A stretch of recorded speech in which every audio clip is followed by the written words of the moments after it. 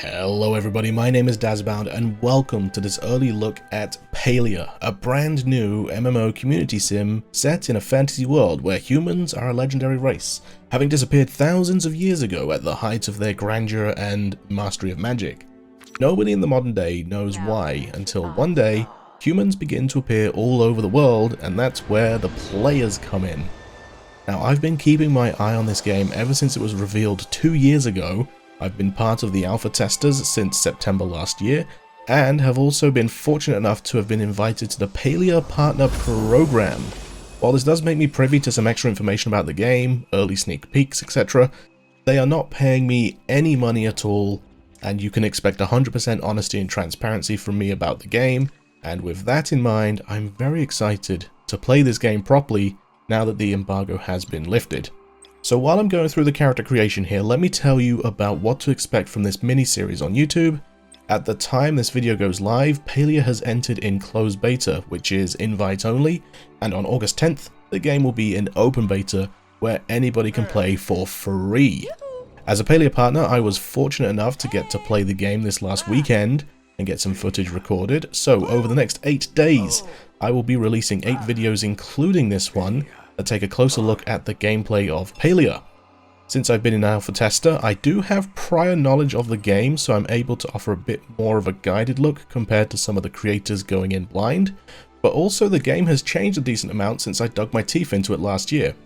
We'll be taking a look at getting situated in Kilima village today, and later on we'll be covering skills and guild stores, the crafting system and housing plot, how the renown and focus system works, exploring Bahari Bay, gardening and unlocking the glider, bundles and the ruins revolving around the stores, and an in-depth look into how the house and furniture customization works. If you just can't wait a day for each video individually and want to watch them all right now back to back, all 8 of these videos will be available for channel members at the seedling tier and above. For those of you unsure about what this game actually is, it's a massively multiplayer online game where you essentially set up a new life in a fantasy world. If you enjoy the slow-paced progress and escapism that Animal Crossing provides, I think you'll enjoy Palia. If you enjoy getting to know villagers and their stories like in Stardew Valley, I think you'll enjoy Palia. If you enjoy building and decorating homes and expressing yourself through customization like in The Sims, I really think you'll enjoy Palia. Essentially, it seems like it aims to be a place to go where you can escape for a few hours each day and do whatever you feel like, be it leveling up skills, collecting resources, building up relationships, and eventually romancing villagers or making money. Speaking of money, let's quickly discuss the elephant in the room. This game is a free-to-play MMO. Now, you might be thinking, great, free-to-play means riddled with microtransactions. But in Palia's blog about their business model, they outline that they only plan to monetize optional cosmetics, which at the moment is character clothing. No skills, tools, or buildings, etc. will be locked behind a paywall. There is no pay-to-win mechanic, no pay to progress, or pay to speed up crafting and building. They seem really big on respecting the player's time and not capitalizing on the fear of missing out. They say that what you earn cannot be bought, and what can be bought cannot be earned, which I actually really like. It means if there's a super cool piece of furniture that took me ages to grind out, someone else with a bag of cash can't just be like, yeah, I have it too. Now, all of the videos over the next 8 days are pre-recorded, so unfortunately I cannot answer comments or questions in them, but I will be starting the game fresh over on my Twitch channel at twitch.tv/Dazabound. Link in the description just below that like button, wink wink nudge nudge, so feel free to stop by the stream and ask questions there.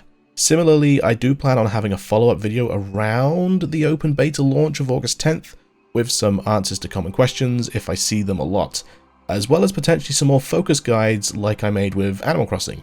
With that all finally out of the way, let's jump into Palia. Time for you to go out into the world. I have high hopes for what you can accomplish.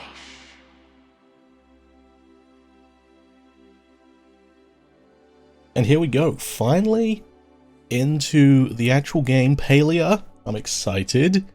Very excited. This is maybe my 3rd, 4th time making a character and seeing this wonderful cutscene.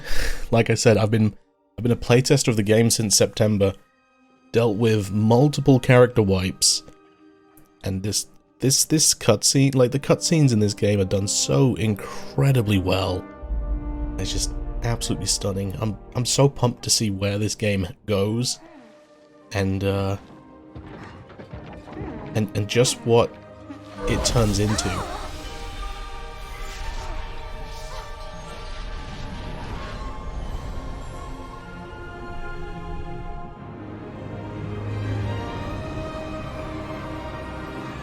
It's me! I'm a ball!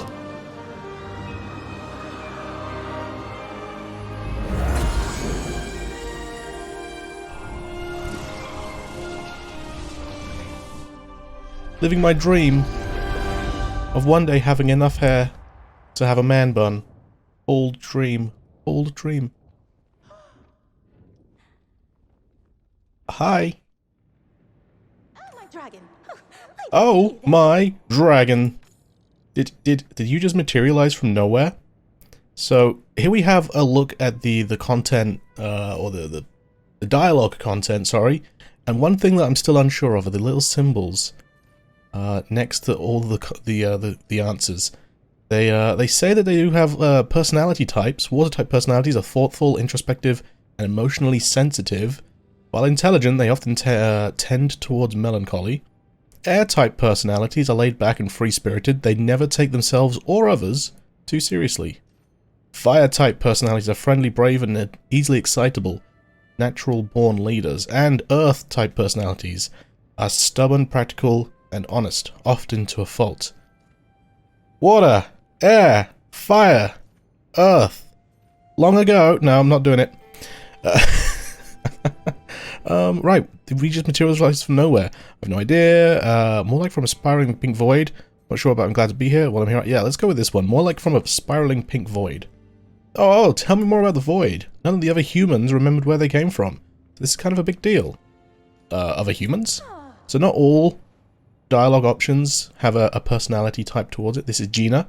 So we see we have a little friendship level here and a romance level as well. There is romancing in this game. You're not the first human I've seen in Palia. I've been calling this game Palia for 2 years, and just the other month, when the Switch announcement was made, I heard it was actually pronounced Palia, and it blew my mind. I have to get used to calling it Palia. Just the first I've seen, you know, appear in a giant cocoon of light. We should slow down. Why don't you take this map and head into town where you can talk to Ashura, the innkeeper. He's been helping others like you get settled in. I'd help you myself, but I'm working on something here, and I'm this close to figuring it out. I was caught so off guard, I realized I forgot to introduce myself and explain why I'm here. The name's Gina. I'm an apprentice scholar researching these old ruins. And this here is my research assistant, Hecla. Be sure to ask her if you have any questions. I've got to get back to the grind. I feel it. I feel it. So this is Palia. This is Palia, the cool phoenix statue. Love to see it. And yeah, I'm just very excited to be playing this game. I'll get into things as they sort of come up naturally, I suppose. But yeah, let's take a look. Let's talk to Hecla here. Hello, human. I know you must have many questions about your spontaneous emergence. Your presence heralds much change in the world of Palia. Who are you? I am Hecla. It is my duty to aid and protect the young scholar known as Gina. We have stumbled upon you during a routine excavation of the ruins of this ancient human city. This occurrence comes as a great surprise to young Gina. I, on the other hand, found it inevitable. We were bound to return one day. Why not today? Well, you were bound to return one day. Why not today? So yeah, the robot species, I forget what they're called, but I mean, we've all seen Einar in the trailer, the fisherman, and he is he's one of my favorites. He's one of my favorites. Let's have a look around. I love the art style of this game. Being a Nintendo gamer, we kind of got used to not having like massively high fidelity graphics. You know, we used to certain art directions such as Skyward Sword and the likes. So this reminds me very much like Sea of Thieves with the art direction, and I really like it. Some obstacles can be jumped by pressing spacebar. Press shift to toggle sprint and get a longer jump. And then some obstacles can be climbed by moving up them with W. Proceed on to the next room by jumping and climbing over the obstacles. So at the time of playing, the game does have controller support, but it's not like fully supported, but it will be, as far as I'm aware. I'm not going to go where you want me to go, I'm going to go this way.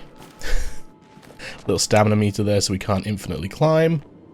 And as we exit the cave here, auto sprint, let's go!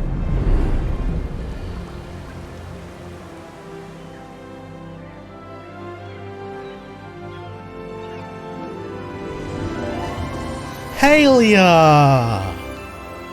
Yeah! I love that, that's just so epic. And I wonder if we're going to run into anyone else. But until then, we were given a map. If we press M, this is our map. It's... I mean, we have a goal there, that's a sure. You can see the location of the other villagers, but not necessarily the other players just yet. I don't think they actually do show on the map, but we may run into some people, some other Palia partners. Maybe you recognize them, maybe you don't. But anyway, let's head on over this way and see if we can make it towards the village a little bit. And we can see the compass at the top of the screen there, and the timer, the clock on the top right. One in-game Palia day takes 1 hour in real life to complete. So midnight starts at the top of the hour. Oh, hi. Midnight starts at the top of the hour and lasts for 60 minutes. That'll take you for the full day.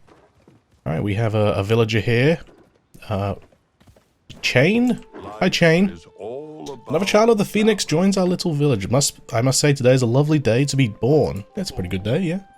I am Chain, the local ritual sage, and devotee of Magi, the great dragon. Probably saying that wrong. It's my job as Kilima's healer and sage to care for our villagers both physically and spiritually. So how are you feeling? There's quite a lot to take in. The world is amazing. I'm glad to hear it. Keep that positivity and you'll overcome any troubles the world offers you. I do not know why the gods brought you here, but I am sure there must be some great plan in store. I look forward to seeing it. Now, you want to speak to Ashura before you do anything. Just take this path towards the village. You'll be in the big building with the keg out front. Indeed. So we can see at the top right there, we do have some missions, some quests. This is an MMO, first and foremost. We can see a little bar at the top left. We'll get into that just under my username in a second. Speaking more of the UI, we have the chat at the bottom left. Is there anyone in here?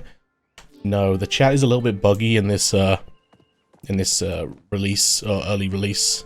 Early access build. There we go. Got there in the end. We can see our inventory as well. Get a bit into the tools later on. Here comes Tish. How are you liking Kilima? Welcome to the valley. I'm Tish. I run the furniture store. You know, in town, or just passing through? I materialized from a void. Well, that sure sounds tough. When my brother and I first moved in, it took us a little time to adjust. And we were just coming from one town over, not another plane of existence. If you need help with any of the locals, don't hesitate to ask. I'm known as a bit of a grump whisperer in these parts. We'll get on just fine then. I need whispering too. So, this is Kilima Village. I believe, loosely... I think they said this in the gameplay stream. Loosely named after Kilimanjaro, which is kind of cool. Oh, I didn't see you recently. I forgot you were in the game. I remember who he was. But anyway, we have a mission to do. It's a beautiful village. Honestly, I love the art style of this game. I've already said it, but just like the fantasy setting, it's fantastic. Really, really do enjoy looking around this game. Anyway, the giant building with the keg in front. I believe we are at the inn. And we see there's a character over there called Reth. He's the cook. This guy here, this is Ashura. He is the innkeeper. Let's take a look and see what he has to say. Welcome to Kilima. I'm sure this is quite a lot to take in. I'm Ashura, the innkeeper at the Ormu's Horn? Ormu? Probably. Unfortunately, there isn't any room at the inn right now. We do have some old plots to the northwest where you could build yourself a tent. What do you say? Do you want to take in the great outdoors? Nothing like sleeping under stars. I'm not the camping type. I'm just glad I have a place to sleep. Nothing like sleeping under the stars. Apparently I'm trending way towards the air personality type. The night sky here is beautiful. I'm sure you'll love it. So let's see. To build a tent, you're going to need to collect some materials. I've got an axe here for you, but you'll have to talk to our resident miner, Hodari, about the pick. Lucky for you, he's checking out the plots right now. You want to head up the road to the hill to the northeast. Here, I've marked the spot on your map. If you get lost, just come back here and I'll get you sorted out. Be safe out there. Splendid. So, meet Hodari at the housing plot. This is Kenley. He's the mayor. I think the reluctant mayor. So let's take a look. Hit the M key. You see that's our current objective. That's where the housing is. We can see now that we've actually seen people, we know who they are. We can see their names and their faces on the map as well, which is great. Lots of people for us to meet.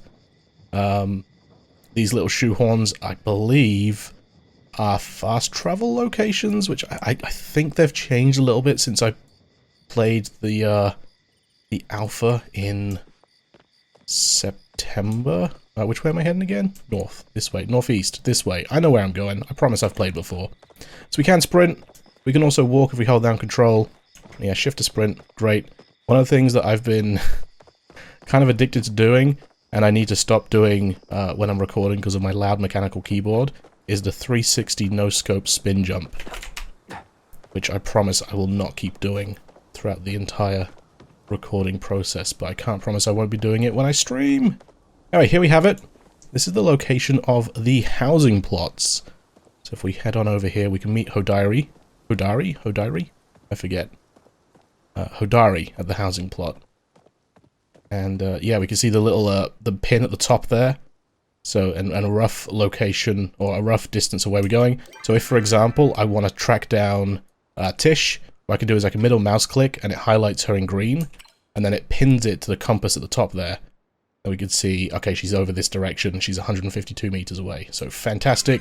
Love it.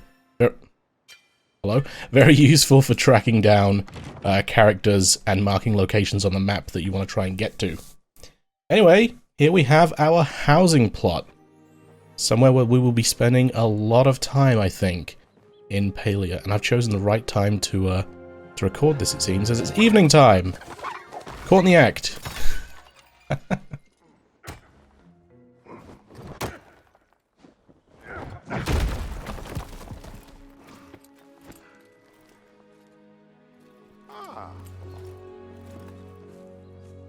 Everyone's quite purple in this world, except for us. It would be cool, actually, if... I mean, I know... No, the lore of the game is that we're the humans that are coming back. I was gonna say, it would be cool if we had, like, you know, different colored skin. Like, I don't mean, like, the typical human range of skins, but, like, purples, blues, greens. That would be pretty neat, but then it does kind of take away from the human aspect. But then also, you know, we were meant to be masters of magic, so, you know, maybe that included changing skin color. Who knows? What is it? Hodari! Scumming along. A lot of trash left, though. Oh, hi. Hodari Pavel of Pavel Mining. What can I do for you? Hi, I'm Dazza. Dazza, huh?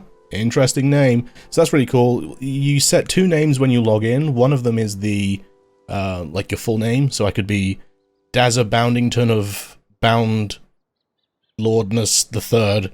But then my name could, or my nickname would be Dazza, and that's what everyone would call me in the game.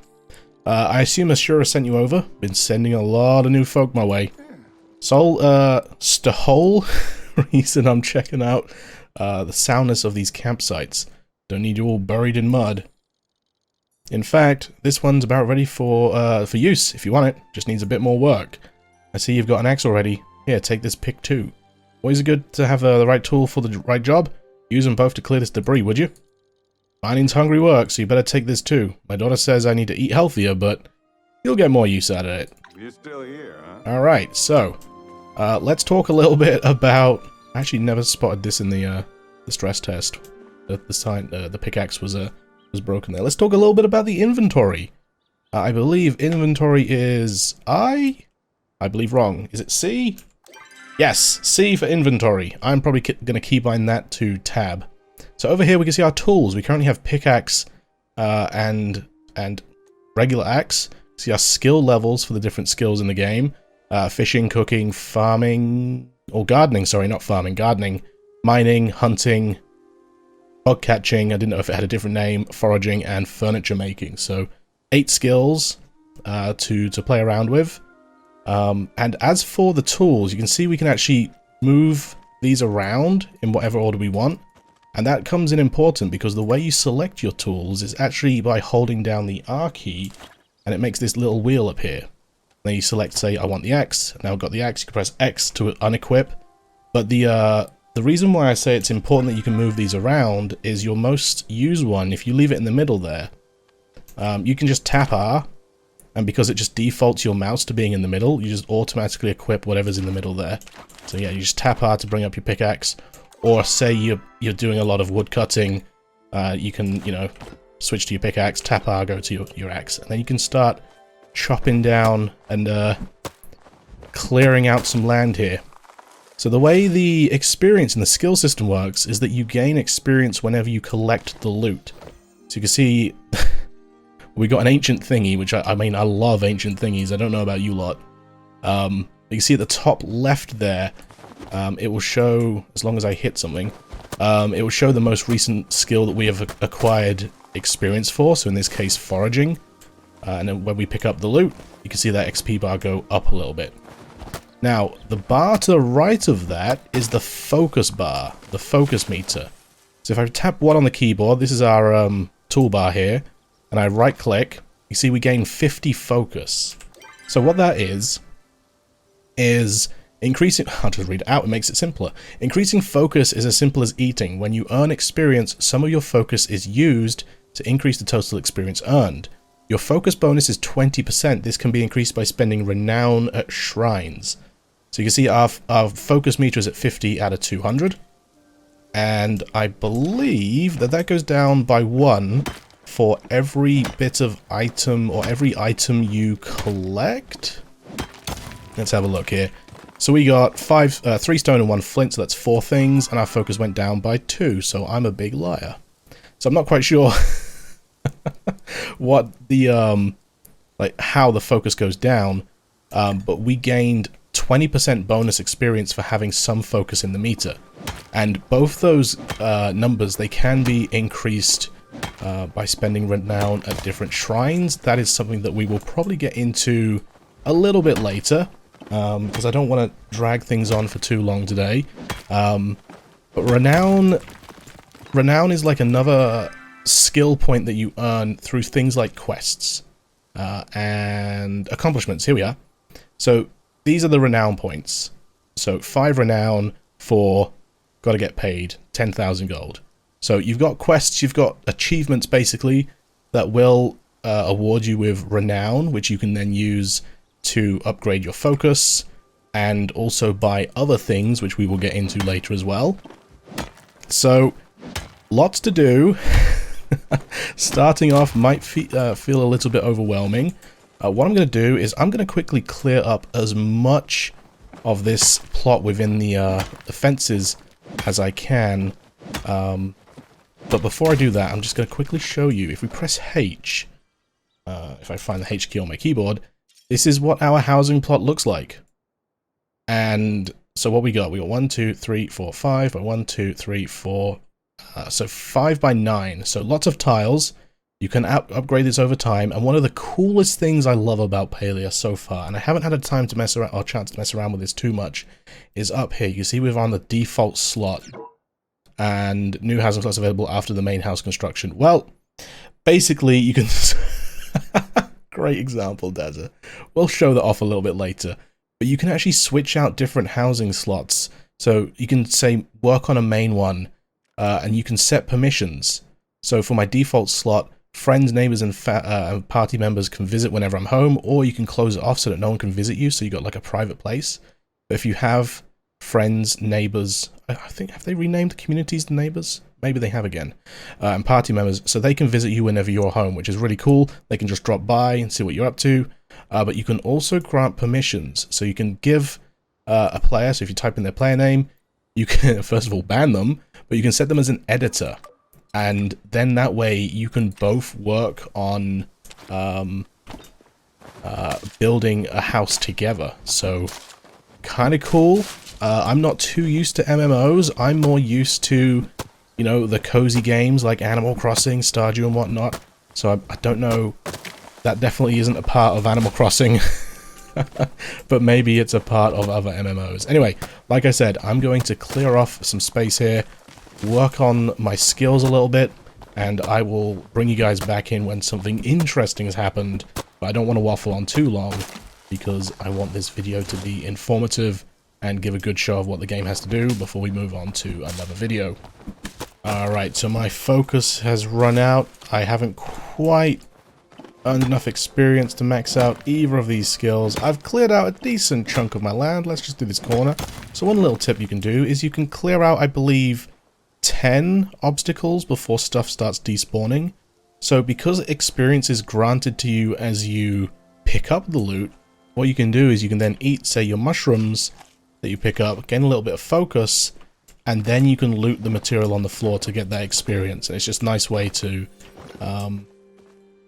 actually get your experience boost. Oh, this is... Oh, you know what this is? You know what this is? I have to clear this up, don't I? And then, will that fix the sign? Will that fix the sign, Dazza? Do you think? You think you got this, buddy? I can't remember. I didn't bother doing this during the most recent test. No, I don't think the sign is fixed. Oh, Tree Chopper 1. You've chopped down, looted 30 trees, and we get some renown. So there you go. It's... Does it want me to chop this? Oh, I believe it does. Well, we're chopping it. Rip that cute signpost that was broken. Alright, let's talk to Hodari. Hadari, sorry, I keep calling Hodari. Still lots to do, but it's a start. I found this weird thing. We did pick up that ancient thingy, didn't we? Found a lot of strange things in the mines, but not sure what this is. Well, you found it, so you keep it. It's your plot, after all. Got other plots to inspect, but there should be space to drop this work table down now. I suggest you focus on getting a roof over your head and a place to keep your things before you worry about glowing tubes. Got glowing tubes? Bye! Alright, we got a strange solution quest. Okay. So yeah, we've got 2 bars of inventory for the time being. So again, if we open up our inventory, you can see that we can upgrade pack space. It just costs gold from what I remember. It's quite easy to do. And then, yeah, you just use a mouse wheel to select between your inventory bars, and then, 1 through 8 to select the items. You can rebind pretty much all of the keys, but for now, let's hit the 8 key, left click, sorry, and we can show the building aspect of the game. As you can see, we've got lots of tiny little squares which things snap to. If you press the Z key, the Z key, the Z key, you get free placement, which is awesome. You can use your mouse wheel to rotate, let's see, 1, 2, 3, 4, 5, 6. So what's that, 15 degrees? Oh. Yeah? Yeah, 15 degrees, right? 90 divided by 6. 15, 30, 45, 60, 75, 90. Yeah, I can maths. Or math. And we can plunk that down. Then we can look at the crafting. So we have some storage, and this is something that I really like. I really like the storage. Let's see. The tent is... Alright, let's make the tent first. So crafting on this bench is... well, instant because it's, it was that quick. But let me just show you off the storage real quick. This is one of my favorite things about Palia. Is if I craft 2 storage bins... This is oh, I love this so much. If I put one down... We'll plonk it near our crafting. Oh, quest complete. Storage solution. There we go. Say, let's put our wood in there. Well, let's put everything in there. We can right-click to instantly move things over. Left-click will move one item at a time. So you can see we got, 19 flint, 18, blah, blah, blah. Right-click will just move it all, which is great. As you can see, we have a storage limit. So 183 out of 400. So it seems each of these chests gives us 400 storage. Now the cool thing, I love this, is that it's not per chest, or like, the stuff that I put in that chest isn't just in that chest. All of the storages on your plot are linked. So as you can see, each chest increases your storage by 400. We have access to everything everywhere. That's going to be super cool once we've unlocked this entire place over here. Got like a garden over here, our main house with loot in it. It's going to be very nice to have access to our storage everywhere, and we will get access to larger chests later on, so we don't spam down, say, like 100 wooden chests to get as much storage as possible. Anyway, with that out of the way, let's place down our tent. As you can see, this is a little bit cumbersome, isn't it? We can only rotate this by 90 degrees, that's fine. So what we can do is if we go back into the house menu, we can click on our makeshift tent over here, and then we can click and place it where we want. So for me, I've kind of like, I feel like this corner is going to be a nice place because I kind of like that pond in the bottom right. So let's place it down and back out of the game. And here we have our wonderful abode. And how pretty is this game? Oh, I love it. Anyway, I believe we're going to call it quits there for today. If you've got any questions or comments, please drop them in the comment section right below that like button. If you wouldn't mind clicking it on the way, as I mentioned earlier. I'll be back tomorrow with some more Palia. I'm going to continue on. I might wait until it gets a little bit lighter, though. Maybe I'll clear some more resources out. But I won't do anything important, I promise you. And we'll see what the rest of the early game has in store for us. Don't forget, if you're watching this video as soon as it goes live on YouTube, I am live streaming this game on twitch.tv/dazabound. The game is getting wiped before we start again on the 2nd, so we will probably be going through this again, but that's probably the best place to ask me questions, because I'll be able to respond to them live. So thank you all very much for watching. Hope you all enjoyed, and I'll see you next time for some more Palia.